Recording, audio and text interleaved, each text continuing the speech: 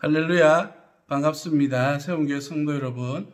오늘은 하나님 나라로 가는 길이라는 제목으로 말씀의 은혜를 나누고자 합니다. 오늘은 시리즈로 살펴보던 예수님의 설교를 잠시 멈추고 우리 믿음의 본질이 무엇인지 되돌아볼 수 있는 시간을 가졌으면 합니다. 우리는 지금까지 경험해보지 못했던 어려운 시기를 지나고 있습니다. 어떤 신문 기사에서 코로나로 멈추어진 지구라는 제목을 읽어보았습니다. 우리가 살고 있는 시대가 코로나로 인해서 얼마나 많이 어려운지, 특히 신앙인으로서 살아가는 우리 신앙의 모습, 믿음의 모습 가운데에도 많은 영향을 주고 있음을 생각하면서 오늘 말씀의 은혜를 나누고자 합니다. 우리 신앙의 근간이라고 할 수 있는 예배의 모습이 새로운 방식으로 바뀌어가고 있습니다. 또 이렇게 바뀐 모습들이 당연한 것으로 여겨지고 있습니다. 모이기를 힘쓰는 교회가 흩어져 영상으로 예배드리는 것이 왠지 당연한 것처럼 느껴지고 있는 이 시점에서 우리가 하나님을 믿는 믿음 안에서 무엇을 바라보고 있고 무엇을 의지하고 있고 믿음의 본질은 무엇인지에 대해서 한번 생각해 볼 수 있는 시간을 가지고자 합니다. 오해가 없기를 원하는 것은 중세시대처럼 무지하고 위협적인 방법으로 교회에 모여야 된다. 모여서 예배하는 것이, 모여서 기도하는 것이 옳다라고 하는 것을 주장하기 위함의 시간이 아니라 우리가 모이지 못하는 이 시대에도, 이 시간에도 바라봐야 돼. 우리 믿음의 본질은 과연 무엇일까에 대한 고민들을 저와 여러분들이 함께 나누고자 하는 그런 의지가 있습니다. 목사가 되어져서 우려가 되어지는 요즘 시기 중에 하나가 무엇이냐면 예배를 모여서 드리지 않는 이 시간들 속에서 혹여나 우리의 믿음이, 우리의 신앙이 떨어지지는 않을까. 모이기는 다시 모여야 될 그때에 모이기가 힘들어지지는 않을까 하는 우려감이 있음이 사실입니다. 이런 가운데에서 우리의 신앙의 믿음의 중심이라고 말할 수 있는 예수 그리스도, 그의 십자가와 부활에 대하여서 함께 생각해 보면서 우리 믿음의 본질에 대한 다시 한번의 생각들을 다듬어 갈 수 있는 시간이 되어지기를 원합니다. 이제 다음 주부터 4월 첫 주부터는 고난주간이 시작되어지게 됩니다.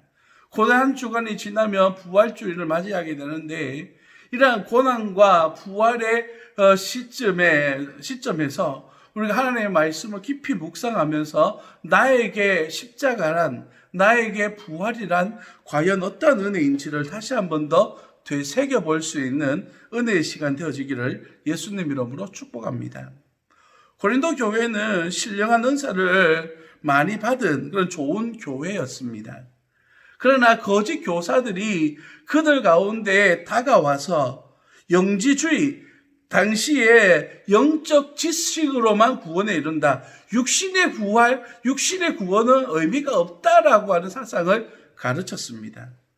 그래서 바울은 복음의 핵심인 십자가와 부활 사건이 우리 믿음에 있어서 얼마나 중요한 것인지에 대해서 이야기하고 있는 장면이 바로 오늘 본문 이야기의 말씀입니다.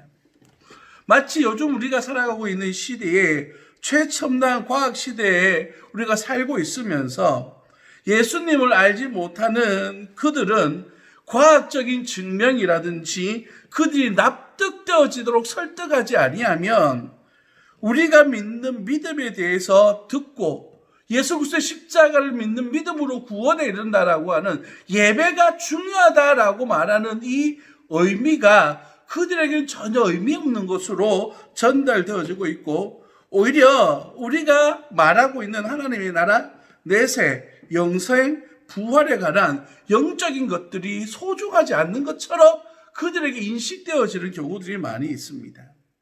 그래서 오늘 우리가 이 말씀을 통하여서 우리에게 주어진 이 부활의 은혜가, 이 고난의 의미가 얼마나 소중한 것인지에 대해서 함께 나누기를 원하는 것입니다. 본문 2절 말씀을 보시면 너희가 만일 내가 전한 그 말을 굳게 지키고 헛되이 믿지 아니하면 그로 말미암아 구원을 받으리라 라고 말하고 있습니다.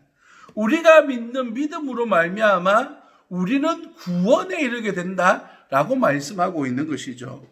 2절에서 말하는 헛되이 믿지 아니하면이라고 하는 이 헛되다라고 하는 뜻은 아무렇게나 경솔하게 주의 부활을 부정하거나 배척하는 불신앙에 대해서 이야기합니다. 그들은 예수 그리스도의 부활에 대하여서 믿지 않음으로 말미암아 하나님의 구원으로부터 멀어지게 되는 모습들을 보게 되는 것이죠. 예수님을 믿는다라고 하는 것은 곧 예수님을 받아들인다라고 말하는 것입니다. 예수님의 33년의 생애와 그가 가르치셨던 말씀과 십자가의 죽으심의 의미와 부활의 영광이 우리에게 구원을 주시는 하나님의 은혜가 되어진다는 것을 믿는 것, 이것이 우리에게 있어서 가장 중요한 복음의 핵심이라고 말할 수가 있는 것입니다. 이것이 바로 믿는다라고 하는 전제인 것입니다. 우리가 예수님의 사역 가운데서 가장 중요한 십자가와 부활에 대하여서 그 부활이 역사적인 사실이라는 것을 우리가 믿는 것과 더불어 무엇이 중요하냐면 이 부활의 은혜가 나와 어떠한 관계를 맺고 있는가, 내가 믿느냐 믿지 않느냐가 얼마나 중요한 것인지에 대해서 오늘 한번 생각해 보기를 원하는 것입니다. 바울은 하나님의 교회를 비판하는 자리에 있다가 예수님을 믿음으로 말미암아서 교회를 보호하는 사람으로 바뀌게 되어졌습니다. 매도하는 자리에서 또한 죽이는 자리에서 비판하는 자리에서 예수님을 위하여 생명을 바치는 사람으로 변화되어지게 된 것입니다. 그 이유에 대해서 오늘 10절 말씀은 이렇게 이야기하고 있습니다. 그러나 내가 나 된 것은 하나님의 은혜로 된 것이니 라고 말합니다. 이 모든 것이 하나님의 은혜이다 라고 표현하고 있는 것이죠. 바울에게 있어서 이 은혜는 하나님께로부터 받은 것이다 라고 3절에서 이야기하고 있습니다. 예수님으로부터 직접 들은 복음과 예수님을 목격한 자들로부터 전해 들은 것들로 말미암아서 바울은 예수님을 알게 되고 믿게 되어졌습니다. 특별히 본문 3절과 4절 가운데에서 성경대로라고 말하고 있는데 사도 바울이 말하고자 하는 이 십자가의 죽으심과 부활은 이미 성경에 예언되어진 것대로 이루어진 사실이다라고 말하고 있는 것입니다. 과거의 바울은 그 사실을 믿지 않았을 뿐입니다.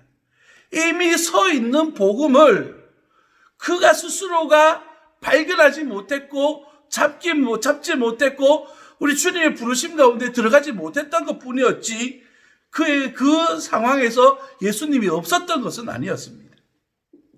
그래서 사도 바울이 강조하는 바가 무엇이냐 하면 이제 이 복음을 들은 사람들은 구원에 이르는 은혜가 있을 것이다 라고 하는 말씀입니다. 본문 4절로부터 8절 말씀에는 몇몇 사람들의 이름이 거론되어지고 있습니다. 베드로나 12제자들, 예수님의 동생 야고보 같은 사람들은 예수님을 의심했고 부활을 의심했던 사람입니다. 예수님의 동생 야고보는 예수님께서 메시아라고 하는 사실 또한 믿지 않았고 받아들이지 않았던 사람입니다. 그리고 결정적으로 바울 같은 사람은 어떻습니까? 예수님과 교회를 무참하게 핍박했던 그런 사람이었습니다. 그러나 그들 모두가 부활하신 예수님을 만남으로 말미암아 그의 인생이 완전히 변화되어지게 되어졌습니다. 예수님을 만난다는 것은 이러한 놀라운 역사를 일으킨다는 사실입니다. 이것은 바로 우리가 예수님을 만난다라고 하는 것은 예수님의 부활과 예수님의 십자가의 죽으심의 의미가 내 안에 들어오고 내게 능력으로 나타나게 된다라는 것을 의미하는 것이죠. 성경에는 종종 강 이야기가 나옵니다. 그리고 강가에 서 있는 사람들의 이야기가 등장하는데 야복 강가에 서 있는 야곱 이야기, 홍해 앞에 서 있는 모세 이야기, 요단강을 건너기 앞서 서 있는 여호수아 이야기, 신약 성경에서는 요단강을 건너다 폭풍을 만나 죽음 가운데 놓여지게 된 예수님의 제자 이야기들이 등장합니다. 여기서 말하는, 성경에서 말하고자 하는 이 강이 가지고 있는 의미는 인간들 스스로가 해결할 수 없는 어려움들, 환난들, 핍박들, 내지는 넘지 못할 환경들을 이야기합니다. 지금으로 말해보자면 우리 인간의 힘으로는 어떻게 해볼 수 없는 이 코로나 사태 같은 상황들이 우리 앞에 놓여있던 장면들을 이야기합니다. 그럴 때에 성경에 나오는 등장인물들은 어떻게 이 문제를 해결해 나가고 있습니까? 바로 하나님을 찾는 방법을 통해서 이 모든 문제들을 해결해 나갑니다. 약복강가에 서 있었던 야곱은 밤새도록 하나님과 씨름하면서 환도뼈가 부러지도록 주님을 찾는, 붙드는 그런 은혜가 있었음을 성경은 기록합니다. 모세는 홍해 앞에서 두 손 들고 하나님 앞에 간절히 기도했고, 여호수아는 새벽 일찍부터 하나님의 말씀을 받아서 이스라엘 백성들을 이끌고 요단강을 향했습니다. 예수님의 제자들은 그의 죽음을 앞두고 예수님을 찾아서 배 밑창으로 내려가는 장면을 성경은 기록하고 있습니다. 인생의 문제를 만날 때 어떻게 해결합니까? 그것은 바로 하나님을 찾는 과정에서부터 문제를 해결할 수 있다라고 말하고 있는 것입니다. 오늘 사도 바울이 말하고자 하는 하나님께로 가는 방법, 그 부활을 믿고 예수 그리스도의 십자가 은혜를 믿는다라고 하는 사실은 무엇을 의미하느냐 하면 그 모든 인생의 문제들 앞에 예수님을 붙들고자 하는 그러한 은혜가 있느냐를 물어보고 있는 것입니다. 사는 성도 여러분, 오늘과 같은 이 어려운 시대에 우리의 믿음을 조울질하기 위한 조울질해보는 듯한 많은 어려움의 사건들이 있습니다. 이런 가운데에 불평하고 불만하기보다 하나님 앞에 기도하고 하나님의 도우심을 구하고 하나님의 인도하심을 받고자 하는 간절한 간구가 우리 안에 있는지 돌아볼 수 있는 은혜가 있기를 예수님 이름으로 축복합니다. 인간의 힘으로 할 수 있는 것이 없습니다. 얼마나 연약한 존재인지를 새삼 깨닫게 되는 요즘 상황 속에서 그저 하나님 앞에 기도하면서 이 때가 지나가고 이 가운데서도 믿음을 잃지 아니하고 하나님의 은혜를 위하여 하나님의 은혜를 받으며 살아갈 수 있는 하나님의 사람 되어지도록, 또 하나님께서 거르시고 새롭게 하심으로 말미암아 하나님께서 이루시고자 하시는 하나님 나라 교회들의 모습들이 어떠해져야 되는지에 대한 새로운 부르심이 있는 시기라는 사실을 인정하면서 오늘도 주님 앞에 부르짖는 하나님의 사람들 되어지기를 예수님 이름으로 축복합니다.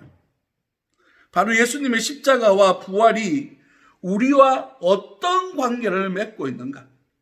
내가 주님을 찾고 있는가? 내가 이 일들 위하여 주님께 부르짖고 있는가? 내가 주님과의 그 부활의 은혜 가운데에 동참하고 있는가?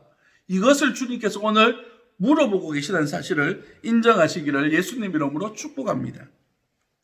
바울은 사울이었을 때 다메섹으로 예수님을 핍박하기 위해서 가고 있었습니다. 그 가운데에서 예수님을 만남으로 말미암아 그의 인생이 완전히 바뀌게 되었습니다.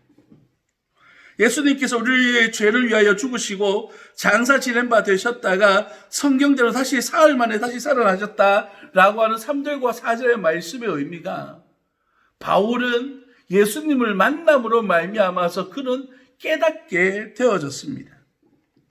이제 예수님을 만난 이 바울로 말미암아서 그 복음의 은혜가 지금 여기에 있는 저와 여러분들에게까지 흘러오게 되어졌습니다. 우리가 들은 이 복음은 사도 바울을 통해서 전달되어진 복음입니다.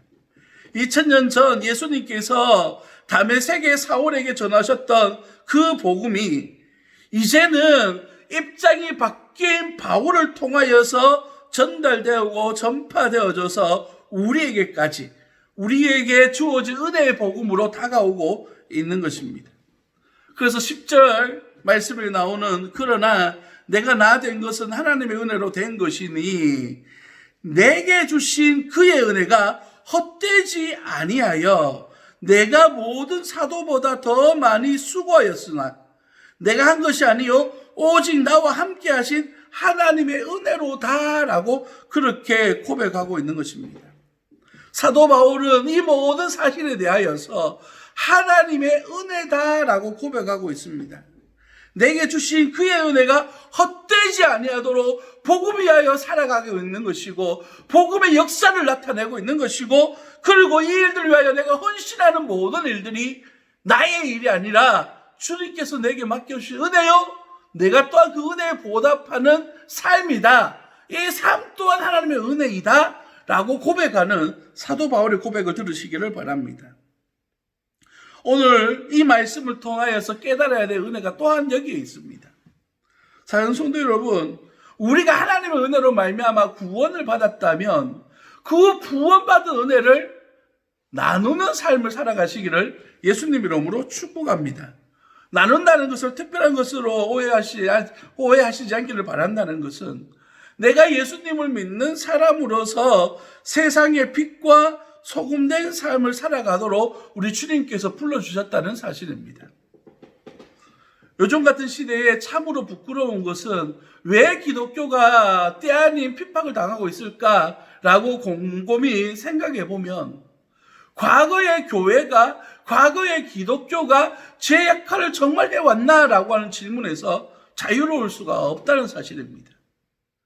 교회 안에서 저들만의 잔치만을 벌여오지는 않았는지, 세상을 향하여 나아가라고 주님께서 말씀하셨음에도 불구하고 모이기만은 힘쓰고 흩어지지 않는 우리의 모습은 없었는지, 교회의 아름다운 건물을 유지하기 위하여서 세상에 아프고 상처받은 이들을 돌보지 않았던 우리의 모습은 없었는지 돌아보면서 세상이 필요로 하고 세상이 원하는 교회의 모습을 갖추어가는 것, 이것이 바로 복음의 사명을 감당하는 교회의 모습이 아닐까 고민하게 됩니다.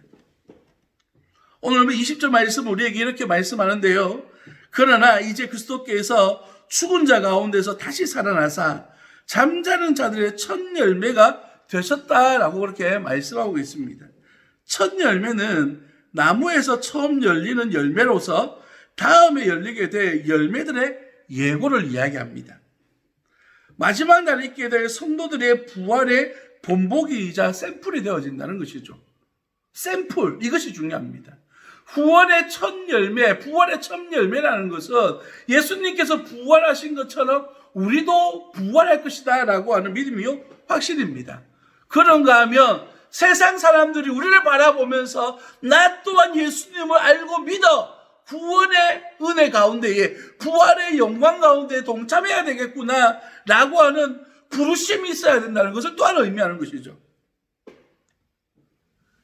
사랑하는 성도 여러분, 저와 여러분들은 이러한 주님의 부르심 가운데 잘 순종하고 있습니까? 부활의 첫 열매가 되어져서 또 다른 사람들에게 하나님의 말씀을 전가하고 우리의 삶 속에서 예수 그리스도의 향기가 드러나고 있는지 질문하고 있습니다. 여러분에게 십자가와 부활은 어떤 은혜의 의미로 다가오고 있습니까? 여러분에게 있어서 하나님께 받은 복음의 은혜가 어떤 삶으로 살아내어지고 있습니까? 요즘 같은 어려운 때에 교회가 이러한 일들에 대하여 정말 빛과 소금된 역할을 다함으로 말미암아 세상을 향해 열린 교회가 되어질 수 있기를 예수님 이름으로 축복합니다. 예수님의 사랑이 넘치는 공동체가 되어져서 이 사랑을 이웃과 함께 나누고 우리들만의 잔치가 아니라 세상을 향해 열려진 잔치가 되어져서 그들에게 그리스도의 사랑의 손길을 내밀 수 있는 은혜가 있기를 예수님 이름으로 축복합니다. 그리스도의 부활이 우리의 삶에 어떤 의미가 있는지 함께 고민해 보면서 또한 예수님의 부활이 이 세상 사람들을 향하여 어떻게 두 손 벌리고 있는지를 우리 함께 고민할 수 있는 은혜의 시간 되어지기를 예수님 이름으로 축복합니다. 빛과 소금의 삶을 살아감으로 말미암아 이 땅 어두운 세상 가운데 빛 대신 예수 그리스도를 드러내며 썩어져가는 이 세상 가운데 건강한 회복을 일으킬 수 있는 소금의 역할을 다할 수 있기를 우리 모두 함께 기도하며 노력하는 세움교회가 되어지기를 예수님 이름으로 축복합니다. 기도하겠습니다. 살아계신 아버지 하나님, 은혜와 사랑을 감사합니다.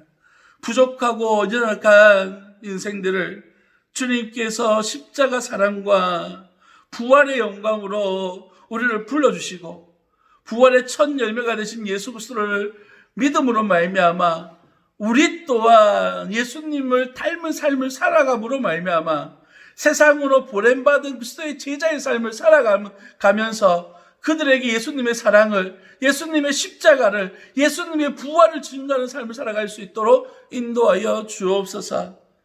아버지 하나님, 요즘과 같은 이 어려운 때에 교회가 빛이 되어줄 수 있도록 인도하여 주시고 교회가 소금의 역할을 할 수 있도록 인도하여 주옵소서.